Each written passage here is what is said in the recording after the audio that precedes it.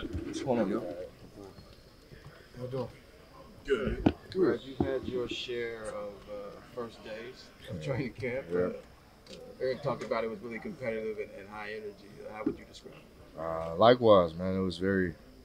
The tone was set from our meeting this morning with Coach. Just in terms of what type of team we'll be, and he wants us to compete, and be physical, and that be our identity. It's going to be up to us as players. As we compete and play and kind of put our own emphasis on the game, but physicality is going to be at the top of the list every single game or every single day. So today was that. It was a good first practice, super competitive. Just push each other, man. That's what it's about. So it was good. What was his overall message in that first talk? Because that's probably like the first time that all the guys are together at one point and get ready with the coaches and everything. What was his message, so to speak? No, it's always important. Coach always, especially, this is Coach Frank's he's new here. We have a lot of new people here, new staff, new players as well. So, the first thing is establishing your basis as a coach and what your expectations are for us as a team.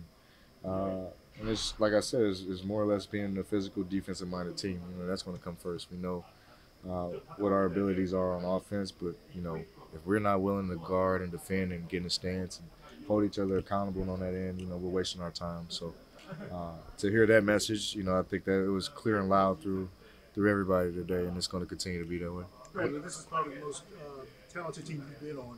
What adjustments will you have to make, considering you've got Book and KD also scores in your game, to adjust to playing with those guys? The biggest thing is staying aggressive. I know it's a lot of times we caught ourselves a little bit today as just being too passive and sometimes giving the ball up a little too much instead of looking at the basket and being aggressive. So I think just kind of keeping that mentality that we have as scorers, and our aggressiveness is what's beneficial for the team. So no matter who it is, we trust that each other is going to make the right play. So it's not a matter of, oh, it's my turn, it's your turn. We don't have that. It's a good flow of offense, good flow, period. Sorry. Is that where a training camp like this is so important, because you have so many new guys and guys that don't want to step on each other, like, no, you shoot. And it's like, well, let's just take the best shot. 100%. We've even developed a relationship a little bit before camp. Getting to work in over the summer, little mini camp things that we did. But to add the new guys from the trade in now with Nurk and Grayson and all those guys. It's now we gotta kind of pick it up again. We gotta teach them and kind of get another flow of what they like, what they feel, and get them used to what K, Book, and I like as well. So it's gonna be a work in progress. It isn't gonna be something that we'll just figure out overnight, but it's a steady progressing in the right way. So they say iron sharpens iron.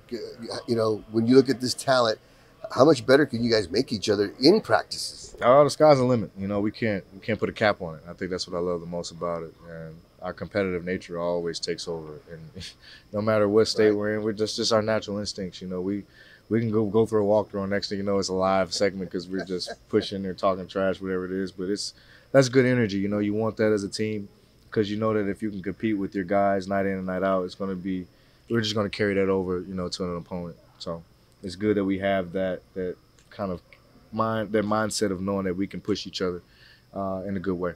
To what you were saying to Dwayne about defense and your experience being on good teams, what are the key points at this point in the season in establishing good habits? The biggest thing is communication, one. Everybody being on the same page, understanding what the scheme is, concept is. Bigs are more or less like quarterbacks. So as long as they're loud, talking to us and us guards, me, Book, J.O., whoever it is, like, we have to get into the ball and and get the rest of the defense set, and knowing that if we're up, we're active. The rest of the guys have no choice but to be in their stance and up and ready to go as well. So it's a collective effort. It's not going to be just we're relying on one guy to get stops, or we're relying on bigs to protect our rim. We have to really lock into our own individual matchups as a man, and then obviously have the trust factor in your teammates to be there and be in your spots when necessary. For any player of your caliber in the last couple of years, there's lazy narratives that start to develop about who you are as a player and who you are as a defender. In this position specifically, with the amount of firepower you guys have, how much are you looking forward to not embracing, but showing what you can do defensively? A lot, because I think that's one thing that we hold to ourselves as well. It's a big expectation we have on ourselves is to defend. We know that we can score, but we want to be an elite defensive team and showcase that we can do that. And you know, as crazy as it may sound, we won't have a choice. You know, the other team is going to have guys out there that can put the ball in the hole. So we got to make sure that we're ready to go and strap our shoes on too. Brad, you guys have. Oh, sorry. No, good. Yep. You guys have 10 players on this roster who shot at least 35% from three last year. Do you think you expect to get up a lot of threes this year? How do you think that's going to work? Oh, we hope so. I mean, obviously, you see the transition of the league. It's, you know, it evolves every year. Teams will shoot more and more threes, 30, 40, 50, 60 threes a game now. So, I mean, we have it as a point of emphasis. Coach hasn't broken it down too much, but we understand that three-point line is important. You know, we understand that we can shoot it at a very high rate. Coach has an open door policy almost. You know, if you're open, let it ride. You know, so to have that type of ammunition out here is great. You know, we just have to make sure that we're getting 2 feet in the paint, you know, and getting great shots from the three. As far as motivation is concerned, you've had your stint in Washington, which wasn't all that successful as far as getting to the postseason. But you come to an organization now that the possibility of winning an NBA championship is in your sights. Mentally, how do you go into this situation, knowing that you've got a second chance in life here, so to speak, in the NBA career? Oh, thanks for that. Second chance. My career died. No, you're good. You're good. It's all love. It's all love. But no, honestly, in some ways, it did kind of rejuvenate my mental. You know, when you step foot here, and you know, and Kevin and Dev, like the first thing they say once you know you're considering everything is, you know, let's get in the gym.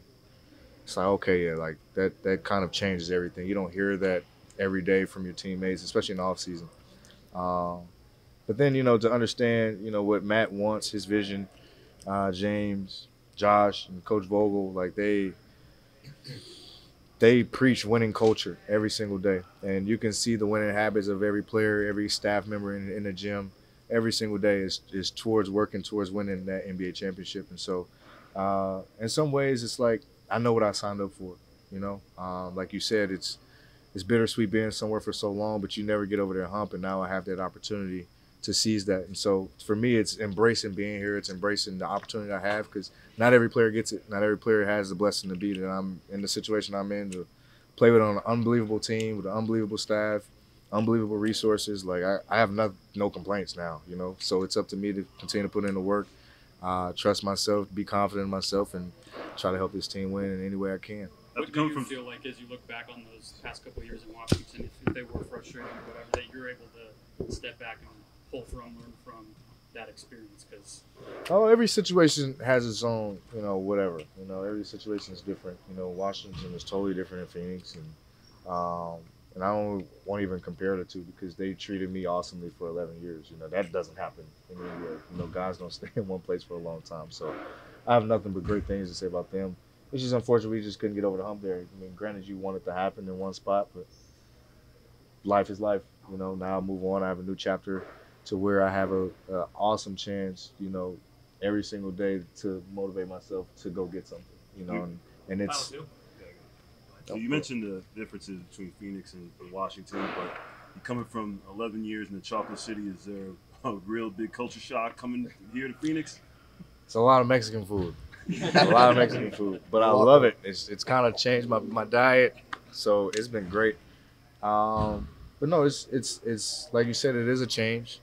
It's an adjustment, but I love it. And Phoenix has definitely grown on me. The weather's getting cooler, so you know we're good on that front. My family's all settled, you know, and it's been great. You know, the fans are awesome. People here are great. And so my transition has been smooth. It's been unbelievable. So I'm happy that all I have to do is just focus on the game of basketball. Kids find a baseball team yet? No, I need a baseball team. Right now they're in flag football, so we got flag on Saturdays.